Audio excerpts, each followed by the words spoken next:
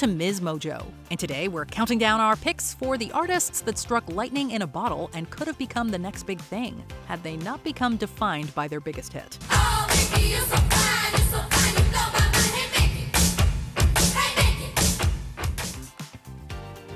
Number 10, Spirit in the Sky, Norman Greenbaum. When I die and I lay me to rest, gonna go to the place that's the best. As soon as that guitar riff starts, you know you're in for a good time. Infusing elements of faith-based lyricism and rock and roll, Norman Greenbaum's Spirit in the Sky appeals to everybody, even if they aren't religious. It easily sailed up the charts after nearly not being released at all, peaking at number 3. I recommend you to Spirit in the Sky.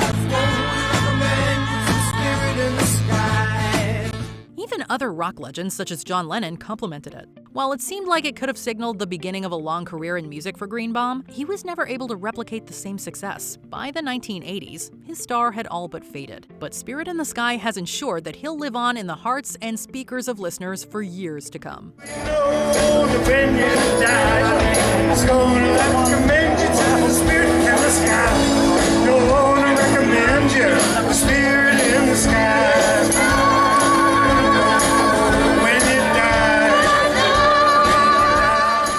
Number 9, Come On Eileen, Dexy's Midnight Runners.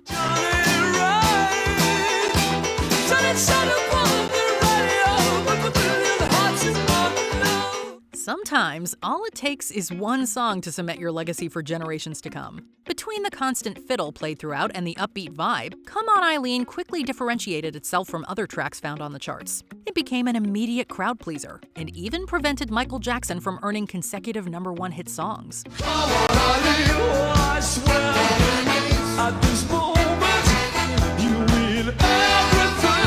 Dexy's Midnight Runners were primed to become the next big thing, but their following single failed to reach as many listeners within the United States, quickly leading them to fade from the spotlight. Now, their legacy mostly lives on at sporting events and among fans of the perks of being a wallflower. But for a fleeting moment, they nearly had it all. Come on, Eileen, to the right. Come on, Eileen, to the right. Number 8, Somebody That I Used to Know, Gautier featuring Kimbra. Now and then I think of when we were together. Fame isn't for everybody, but that's hard to know for sure until it happens to you. Gautier got a taste of the high life after the immense success of Somebody That I Used to Know, which hit #1 worldwide and even earned him 2 Grammy Awards.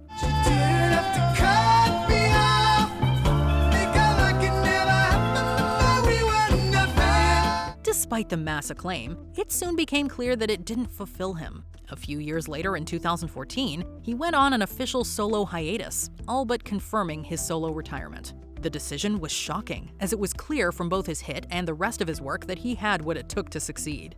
While he's teased other iterations of his biggest hit, his passion seems to lie in performing with his band, The Basics.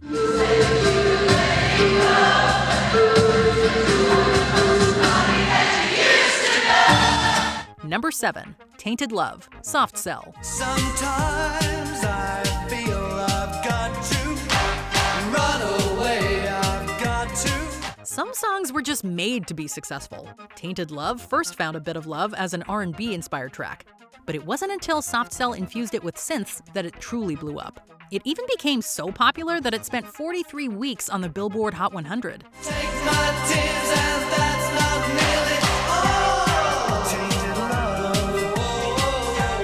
Despite the popularity of the sound, their time in the sun didn't last long. They found some success in the United Kingdom, but elsewhere they didn't have much luck. Their decline in popularity combined with their personal troubles led to them disbanding in 1984. Although they've reunited a few times since then, nothing they've released has come close to the magic that was Tainted Love. Now I know I've got to run away, I've got to get away. Number 6, My Sharona, The Knack. My little pretty one, when you gonna give me some time, Sharona? For a fleeting moment, they seem to capture the same magic that the Beatles found early on in their career. When it first dropped, My Sharona quickly sold over 1 million copies, earning it gold status. Inspired by the lead singer's relationship with his actual girlfriend at the time, it ended up resonating with young romantics everywhere. My Sharona. My Sharona. Unlike their British counterparts, they weren't able to maintain their success on the charts. Their following albums failed to make the same waves as their initial release, resulting in them disbanding for the first time in 1986. Now, My Sharona is the only remaining proof of their former reign at the top.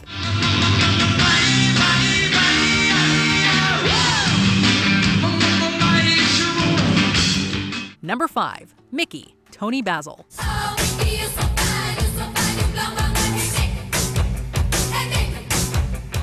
It may be a cover, but she is the reason the song became the hit it is today. Before Tony Basil got her hands on it, Mickey, formerly known as Kitty by Racy, didn't have half the embellishments it does today. She added the cheerleader aesthetic and sound, morphing it into a smash single that's still beloved to this day.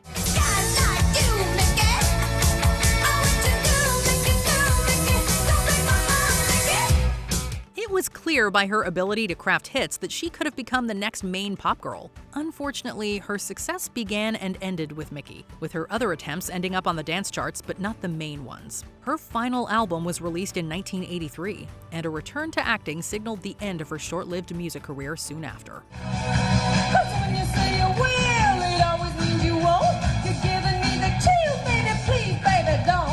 Number 4. You Spin Me Round Like a Record, Dead or Alive.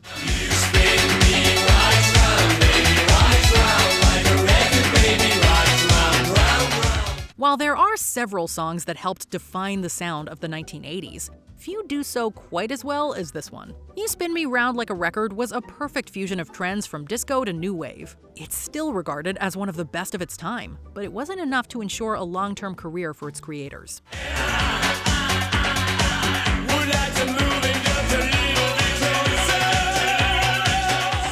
Dead or Alive released several other songs, but a combination of label interference and unapologetic lyrics led to them not reaching the same widespread audience they had before. However, their hit has long since outlasted their tenure, with other artists interpolating it decades after first releasing it.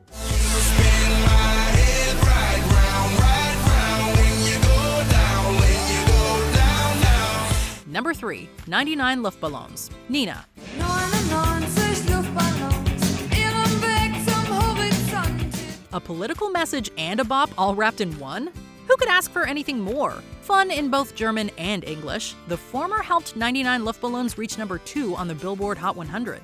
Listeners adored the deceptively cheery production that cleverly masked lyrics calling for the end to war. 99 Düsenflieger, jeder war ein großer Krieger, hielten sich für Captain Kirk. While it helped them early on in their career, it soon became clear that Nina's immense success was a double-edged sword. They were unfortunately never able to garner the same love for their other singles, even after they were translated from their original language. Their audience members continued to dwindle, with the group unceremoniously breaking up in 1987 without another hit. 99 Kriegsminister, Scheuchels am Benzinkanister, hielten sich für schlaue Leute. Number 2. Video Killed the Radio Star, The Buggles.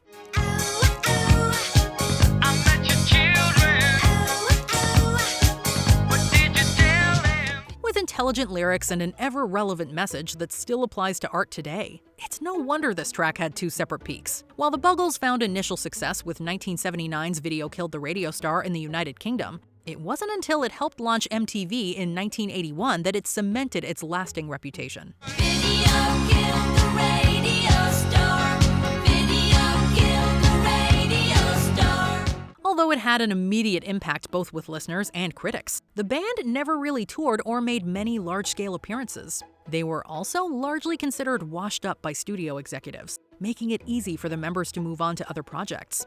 Though their time was short-lived, the impact they made with just one track cannot be overstated. In my mind and in my car, we can't rewind, we've gone too far.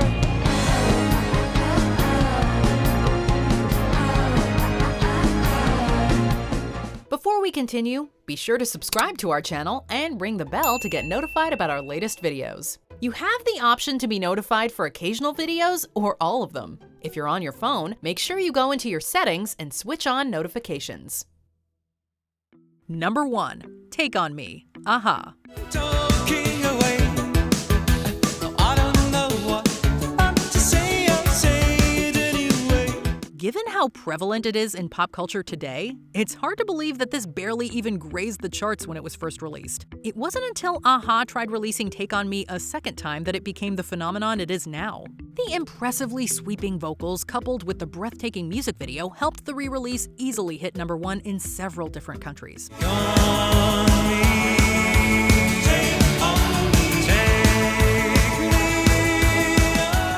Their success was akin to a flame, in that it burned bright and hot, only to peter out shortly afterwards. Though they released their second album shortly after their big song's success, it struggled to reach the same sales numbers, and as such, their fan base began to dwindle as well.